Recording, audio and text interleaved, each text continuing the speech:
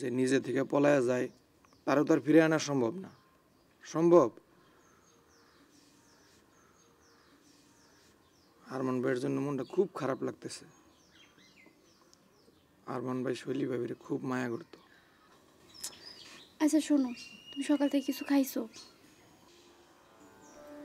না, আমি যাই, পরে আবার আমন।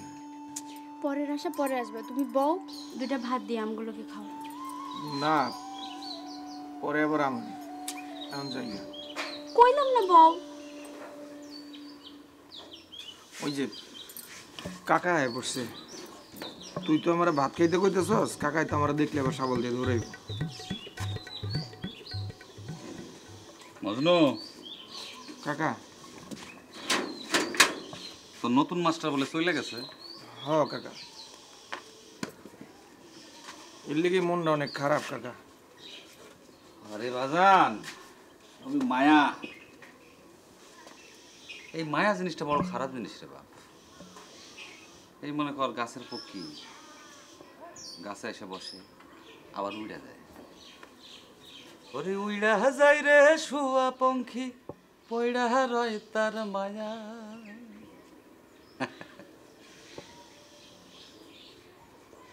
কাকা, শিউলি আমার অল্প কটা ভাত খেয়ে যেতে করতেছিল আর কি, মানে আপনি অনুমতি দিলে। শোন, গৃহস্থের মায়া তোর নিয়ন্ত্রণ করছে, আমি বাধা দেবো এই সাধ্য কই আমার কইছে খায় যা। আচ্ছা তাহলে বললাম, শিউলি ভাত দে কটা। তারপর কি হইল শোন, তখন তোর কাকি পুয়াতি আমার শিউলি তার পেটে, এই মনে কর আমন ধান কাটার বোতল লাগছে, 5টা কামলা আমার বাড়িতে খাটে।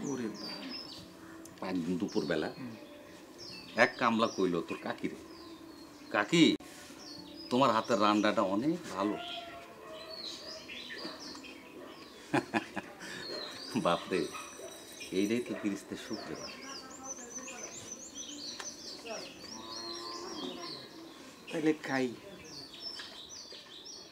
কা তোরে তো খাইতে কইলাম, যে মা তোরে খাইতে দে।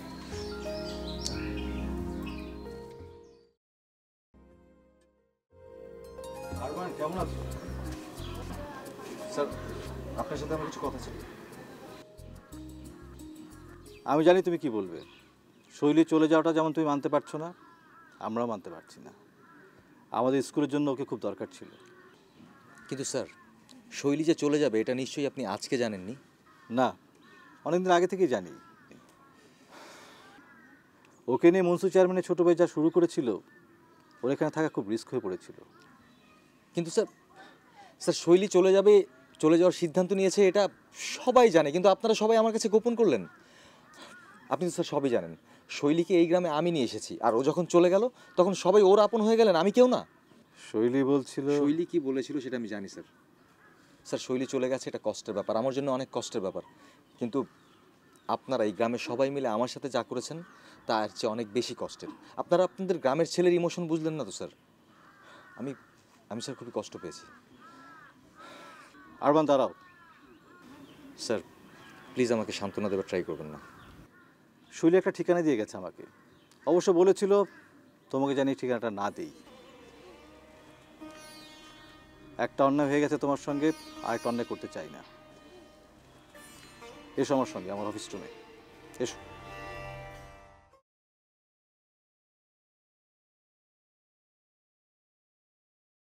যা করার তা আগে করা উচিত ছিল। আমার জন্যই দেরি হয়ে গেল। তুই এখন তো চেয়ারম্যানে গিয়ে কবি তারে খুঁজে বাই করতে। তারে যদি খুঁজে বাই করতে না পারে তাহলে কিন্তু আমি কি করব তার কিন্তু কোনো ঠিক ঠিকানা নাই।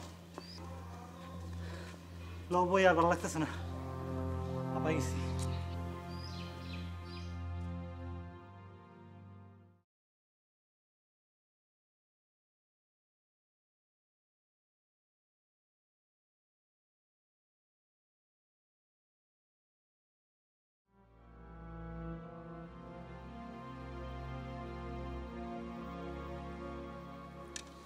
ল বাড়ির যাই।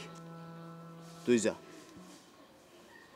আমি সরকার বাড়ি গিয়া ওই বাড়ির ছোট পোলারে জিগাই, যদি ঠিকানা কইতে পারে তো ভালো, আর না হইলে আমার মাথায় কিন্তু খুন চাইপা গেছে। মাথা ঠান্ডা করো ছোট ভাই। তোর তোর চেয়ারম্যানরে বিশ্বাস কইরাই আমার এখন ওই অবস্থা। তোর চেয়ারম্যানরে গিয়ে ক পরে খুঁজে বাইর করতে। মাস্টার নিজে এমনি উড়াল দিব এইটা কে জানতো? তাছাড়া ওই সরকার বাড়ির ছোট পোলা হ্যারও তো না জানাই গেছে, হ্যারও তো তোমার মতোই আর কি এরকম অবস্থা। তুই এখন আবার কানের নিচে খাবি। তুই আরমানের সাথে আমার তুলনা দাস? না মানে কইলাম আর কি, হ্যারে তো এত টেনশন করার কিছু নাই তো, হ্যার মতো। আমি ওরে আমার ঘরের বউ হিসেবে চাই। আরমানের সাথে আমার তুলনা দেয়। তোর সাহস দেখে কিন্তু আমি দিন দিন অবাক হইতেছি। তুই তোর চেয়ারম্যানটা গিয়ে কবি আজকের মতে ওর ঠিকানা আমার বাইর করে দিতে হইব। ল আমি কইতাছি চেয়ারম্যান রে। তুই চেয়ারম্যান রে আজকেই কবি, হ্যাঁ আজকেই কবি, আজকের মধ্যে ওর ঠিকানা আমার চাই। আমি তো কইলাম বুঝাই কইতাছি আমি, তুমি বাড়িতে। আজকের মধ্যে। হ্যাঁ হ্যাঁ আমি বুঝাই কিনবো।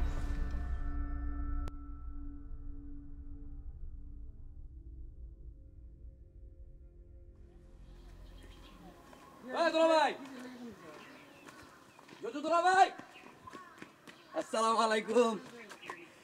কি রতন, কেমন আছে? এই তো আছি দুলা ভাই। তুই একলা একলা হন্তদন্ত করে কই যাইতেছেন? একটু বকপট্টির জঙ্গলে যাব। বকপট্টির জঙ্গলে যেতেছেন? দিনকাল কিন্তু খুব খারাপ, খুব একটা ভালো না। এই বকপট্টির জঙ্গলে এখন অনেক কিছু ঘটতে পারে দুলা ভাই। এই যে ধরেন যে সামনে তো ইলেকশন, মধু ব্যাপারী ইলেকশন করতেছে, শক্ত প্রতিপক্ষ। আমি বুঝলাম না, ইলেকশনের সাথে এই বকপট্টির জঙ্গলের কি সম্পর্ক? আছে দুলা ভাই, আছে আছে। এই বকপট্টির জঙ্গলের লগে ইলেকশনের অনেক সম্পর্ক আছে। ধরেন একটা গহীন জঙ্গল, এই জায়গা তখন মানে কত ধরনের অপকর্ম হইতে পারে, বুঝছেন না দুলা ভাই? তবে এই ঘটাঘটির মধ্যে দুলা ভাই একটা চরম খবর আছে। কি খবরটা হইলো, ওই যে আমার গ্রামের ওই যে লতিফ মিয়ারে চিনতেন না? আরে ওই যে বউ মরে যাওয়ার পর যে পাগল হয়ে গ্রাম ছাড়া হয়েছিল, হ্যাঁ হ্যাঁ, ওই তো গ্রামে ফিরে আসছে। ও কি সুস্থ হয়ে ফিরেছে? আমি এটা এখনো পর্যন্ত কনফার্ম না, মনে হয় তো। আমার ওই যে ওই ঘন্টার পরে বদরুল কইলো। আচ্ছা দুলা ভাই, এই লতিফে নিয়ে কিছু ভাবছেন? মানে কিছু করা যায়? মানে কি করবে? কি করবো বলতে ধরেন যে একটা পাগল সুস্থ হয়ে গেছে, এটা তো একটা বিশাল বড় আনন্দের বিষয়, একটা মানে একটা খুশির খবর। মানে একটা পাগল সুস্থ হয়ে গেছে, এটা তো একটা বিশেষ ঘটনা। এটা নিয়ে আমরা একটা কাজ করতে পারি, ধরেন যে এই গান বাজনা করতে পারি একটু, তারপর হলো বাদ্য বাজনা বাজাইতে পারি। রতন, হ্যাঁ, তুমি কি গাছ চেনো? মানে এই বকপট্টির জঙ্গলে যে গাছগুলো আছে বলতে পারবে নাম? সবটির কথা কইতে পারব না তো, যেহেতু এতদিন যাবত এই বকপট্টির জঙ্গলে আমার অবাধ বিচরণ, কিছু কিছু তো না জানি দিলা ভাই। চলো গাছ দেখি। এখনই দেবেন? হ্যাঁ,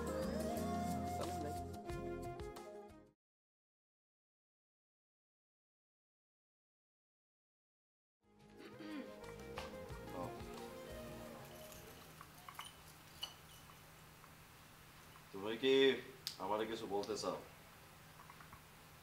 আপনি দেখি মেলা সাজগোজ করেছেন, পাত্রী দেখতে যাবেন নাকি? পাত্রী দেখাই আছে, তবে ইলেকশনের আগে বিবাহের সিদ্ধান্ত বাদ দিছি। বাদ দিবেন কেন? বিবাহ করেন। তাছাড়া আমি আমার ভাই বায়াজিদের খবর দিয়েছি। কেন, তুমি কি বাপের বাড়ি যাবার সিদ্ধান্ত নিছো? জি না, বায়াজিদরে বলবো উকিলের সঙ্গে কথা বলতে। উকিল? উকিল কি জন্য? ওমা, ডিভোর্সের কাগজপত্র বানাইতে হবে না? আপনি একটা কেন 11 খান বিবাহ করেন, আমার সম্মতির কোনো প্রয়োজন নেই। ছোট বউ, আসলে মানে কথা হইলো যে তোমরা ইলেকশনের আগে আমার শত্রু হয়ে যাবা, এটা কোনো কথা হইলো? চেয়ারম্যান, আপনি আপনার নিজের শত্রু নিজে বানাইছেন। ইয়েস ছোট বউ,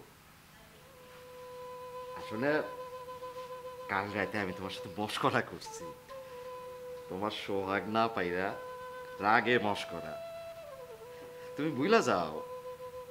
আর ঘটনা হইলো মধু ব্যাপারে কেন জানি আমার পিছে লাগছে, ওর সাথে সাক্ষাৎ করার জন্য বাইরে হচ্ছি। আমি আপনারে বিন্দু মাত্র বিশ্বাস করি না চেয়ারম্যান।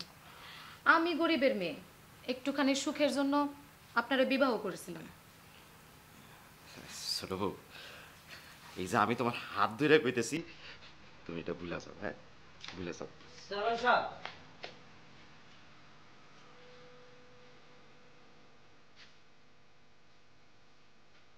যখন তখন ঘরের মধ্যে এখন যাও, আওয়াজ নিয়ে আসতে পারো না। রিক্সা নিয়ে আসছি, চলেন। যা।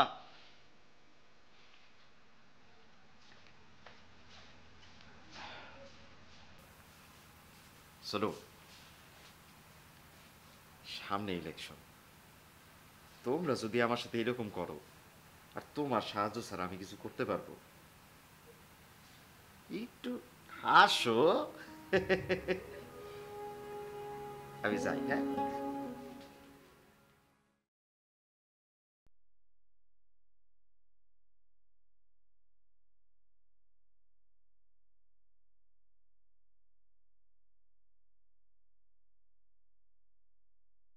আব্বা, আপনার সাথে আমার একটু কথা ছিল। বলো। না, কোনো রকম ভনিতা করার দরকার নেই, যা বলবে সরাসরি বলো। জি আব্বা, আমি একবার ঢাকা যেতে চাই। কেন? জি না, মানে কারণটা ব্যক্তিগত। আর এত বছর ঢাকায় ছিলাম, আমি যেতে পারি না। না, আমি তোমাকে সে কথা বলিনি। মানে তোমাকে তো কোথাও যেতে হলে থানায় ইব্রাহিমকে বলে যেতে হবে। আমি থানায় কথা বলেছি। তাহলে অসুবিধা কি? যাও। জি, ইব্রাহিম হয়তো আপনার সাথে দেখা করতে আসবে, আপনি বললে তার কোনো আপত্তি নেই। আমি বললে মানে? তার মানে আমাকে তোমার জিম্মাদার হতে হবে?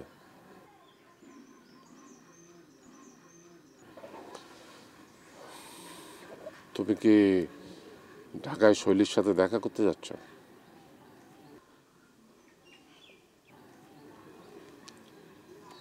দেখো, তোমাকে আমি একটা কথা বলি আরমান, মানুষের জীবন কারোর জন্য থেমে থাকে না, কেউ কারো জীবনে অপরিহার্য নয়। মানুষকে নিজের জীবন থেকে বেঁচে থাকার স্পৃহা খুঁজে নিতে হয়, আনন্দ খুঁজে নিতে হয়। আব্বা, আমি চাই। আমার কথাগুলো তোমার ভালো লাগছে না, তাই তো? ঠিক আছে, যাও।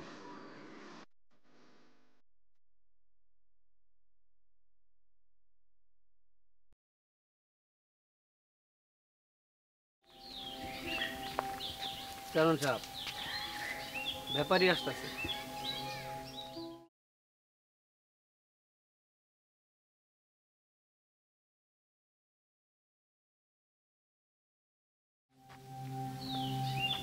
চেয়ারম্যান, তোমার এরকম দুঃখী দুঃখী লাগতেছে, কি হয়েছে ভাইটা আমার?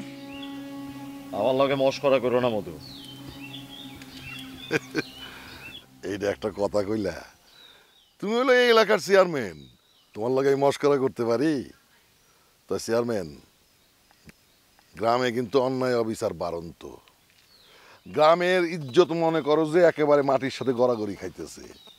তুমি হলো এই গ্রামের মস্তিষ্ক, সব মুশকিল তো তোমারই আসান করতে হবে, হবে না? আমার বাড়িতে এসো, তোমার লগে বুদ্ধি পরামর্শ করব। এই রাস্তায় দাঁড়ায় জ্ঞান বিতরণ করো না। তোমার বাড়ি যাইতে আর বাধা কোথায়? তোমার ছোট বোন প্রশংসা তো চারিদিকে একবারে মই মই করতেছে। তা কেমন আছে রেশমি বিবি? মধু, নিজের চোখ দুইটা সামলাও, তোমার চোখের সমস্যা আছে। এই রে, তুমি একটা কথা কইলা, কিসের মধ্যে কি? গ্যারামে চাউর হইছে, তুমি নাকি সামনে ইলেকশন করবা। কি কও তুমি? এটা তুমিও শুনছো? অবশ্য আমিও লোকমুখে শুনছি গ্রামের মানুষের এই একটা দোষ, যখন তখন স্বপ্ন দেয়। তুমি নিজে দেখো নাই তো? না, তবে দেশের চোখে দেখতে খুব আরাম। চেয়ারম্যান সাহেব চলেন যাই, এখানে বেহুদা সময় নষ্ট করার দরকার নাই। চেয়ারম্যান, তোমার চেলারে ছাতি ধরতে শেখাও, সে তার নিজের মাথায় ছাতি ধরে আছে।